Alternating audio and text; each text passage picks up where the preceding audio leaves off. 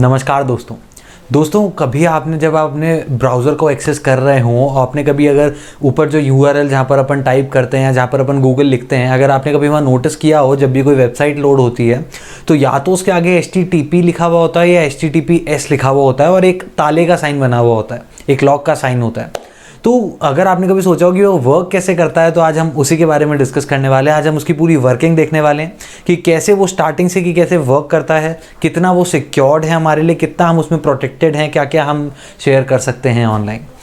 तो अगर आपको इसकी वर्किंग जाननी है तो इस वीडियो को कंटिन्यूसली और आगे तक ज़रूर देखिएगा, एंड तक आपको पूरी वर्किंग में एक बहुत ही सरल शब्दों में कह सकते हैं समझाने वाला हूँ। बने रहिए इस चैनल पर हमारे साथ। मेरा नाम है भावुक अरोरा और आप देख रहे हैं टेक्निकल टपरी।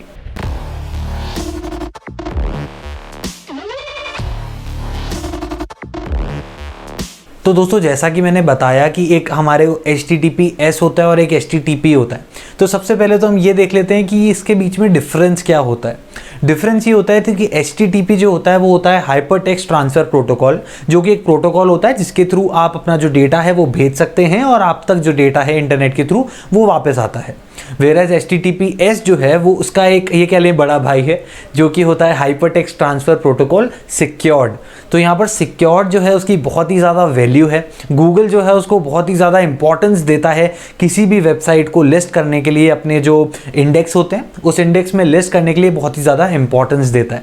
तो जो सिक्योर्ड होता है वो होता है, इसका मतलब होता है कि हमारा अगर कोई इन्फॉर्मेशन जा रही है या आ रही है वो सिक्योर्ड है, कोई भी थर्ड पार्टी अगर उसको एक्सेस करना चाह रही है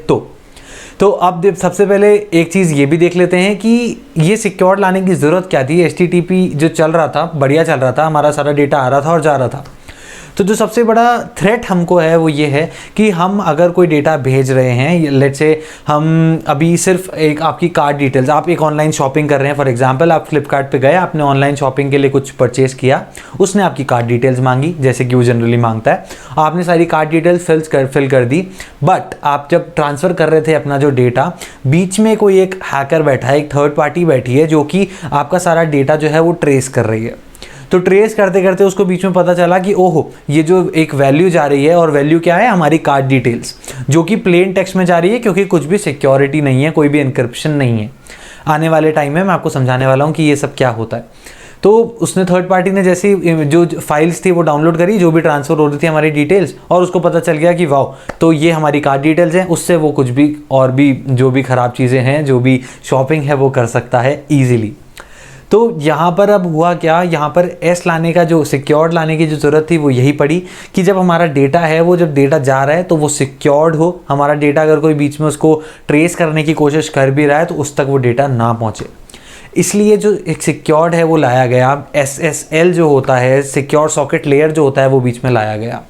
ये वर्क ऐसे करता है कि जैसे ही अब क्या हुआ, जैसे ही हम अगर कोई डेटा भेज रहे हैं और अगर वो HTTPS है तो उसमें क्या हुआ, जब भी अगर हमारे मे बी कह लें फ़ोन, लैपटॉप, कंप्यूटर, उससे जो भी डेटा जाता है दूसरे थर्ड पार्टी की तरफ या फिर ये कह लें कि किसी और वेबसाइट की तरफ, तो वो जो डेटा है वो एनक्रिप्ट कर दिया जाता है, या ये कह लें कि किसी और तरीके से उसको जोड़ मोड़ के लिख दिया जाता है। आपको एक एग्जाम्पल यहाँ मिल जाएगा। तो जो प्लेन टेक्स्ट होता है उसको वो एक साइफर टेक्स्ट में कन्वर्ट कर देते हैं, जो कि एक बहुत ही कंप्यूटराइज टर्म्स है, जो कि साइफर टेक्स्ट मतलब वो टेक्स्ट एनक्रिप्टेड है, वेरएज प्लेन टेक्स्ट मतलब वो एकदम प्लेन टेक्स्ट है, आप उसको पढ़ सकते हैं अपनी लैंग्वेज में। वेरएज अगर इसको एनक्रिप्ट कर दिया गया, उसको साइफर टेक्स्ट में कन्वर्ट कर दिया गया, तो जो हैकर है उसके लिए बहुत मुश्किल हो जाता है, या ये कह लें कि कभी कभी वो नहीं भी कर सकता है उसको डीक्रिप्ट, मतलब वो उसको एनक्रिप्ट को जो है उसको चेंज करके अगर प्लेन टेक्स्ट में कन्वर्ट करने की कोशिश करेगा वो नहीं पढ़ पाएगा। तो इससे क्या हुआ, उसको अगर वो डिटेल्स मिल भी गई तो उसको कुछ समझ नहीं आया, तो सिंपल सी बात है, हमारा जो डेटा है वो सिक्योर्डली पहुंच गया है जिस वेबसाइट को हमको देना था, क्योंकि हम उस वेबसाइट पर तो ट्रस्ट करते हैं बट बीच में हम किसी को ट्रस्ट नहीं करते।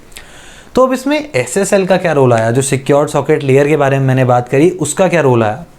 उसका रोल ये आया कि जब हम किसी चीज़ पे भेज रहे हैं तो हमको कैसे पता कि जो फ्लिपकार्ट है, अमेज़न है, गूगल है, और भी बहुत सारी शॉपिंग वेबसाइट्स हो गई, या फिर कोई सोशल मीडिया, फेसबुक हो गया, हमारा ट्विटर हो गया, ये सब सिक्योर्ड कैसे हैं। तो ये जितनी भी नई वेबसाइट्स हैं जो कि गूगल पे रजिस्टर की जाएंगी, जो भी उसके गूगल पे इंडेक्स पे रजिस्टर की जाएगी, तो उसको एक सर्टिफिकेट जो है लाना पड़ता है, अगर उसको HTTPS लिखा हुआ दिखाना है अपने उसके आगे, जिसका मतलब है सिक्योर्ड।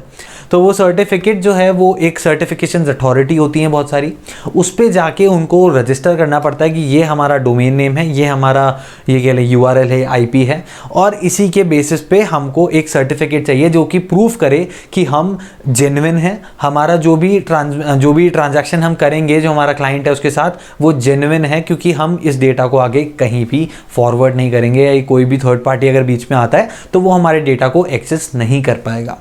तो जो सर्टिफिकेशन अथॉरिटी होती है उसने क्या किया, सर्टिफिकेशन अथॉरिटी ने बोला ठीक है भाई, उसने वेरीफाई करा सब कुछ और उसने फेसबुक को बोला कि ठीक है तुम एक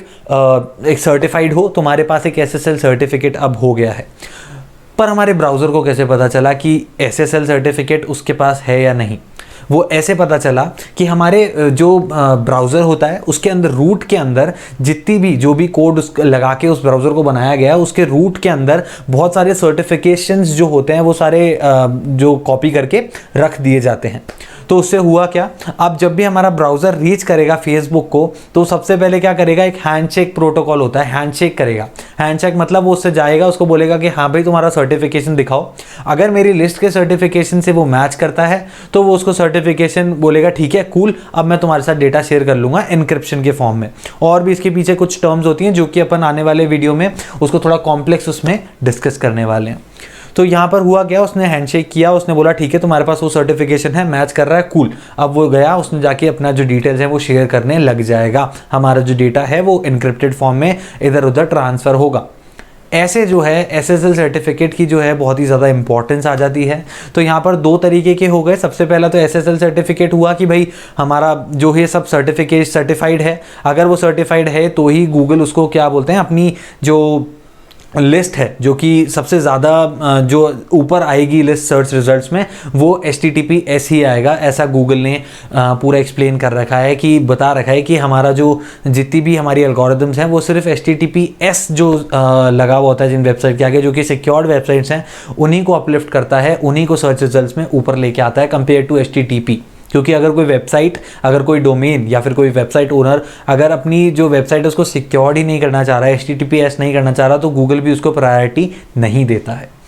ऐसे जो है इसका पूरा फंक्शन जो कि इसकी सिक्योर्ड है हमारा डेटा, ऐसे वर्क करता है। वेयरएज मैं आपको यही सजेस्ट करूँगा कि अगर आपको कहीं पर HTTP लिखा दिखे तो उसको ट्राई करिए कि उसको आप एक्सेस नहीं कर पाएँ अनटिल अनलेस अगर आप उस पर कोई बहुत ही इंपॉर्टेंट जो इन्फॉर्मेशन है, बहुत ही क्रूशियल जो हमारी डिटेल्स, एक बहुत ही जो सेंसिटिव इन्फॉर्मेशन जैसे हम कहते हैं, अगर उसे आप शेयर करने वाले हैं तो उस वेबसाइट पर कभी भी ऐसा कुछ ना करें, भले ही वो कितनी अच्छी वेबसाइट हो, भले ही कितनी फेमस वेबसाइट हो, क्योंकि वो सिक्योर्ड नहीं है। हमारा डेटा कभी भी जो बीच में कहीं हैक हो सकता है या हमारी वो वेबसाइट पे भी डेटा कभी भी हैक हो सकता है।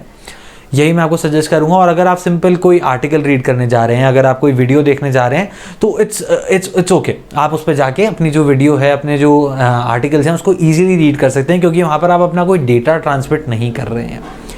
ये जो थी पूरी इसकी वर्किंग थी, मैंने इसको इजी टर्म्स में समझाने की कोशिश की। अगर आपको समझ आ गई हो तो प्लीज़ इस वीडियो को लाइक करिएगा और सब्सक्राइब करिएगा हमारे चैनल को। धन्यवाद।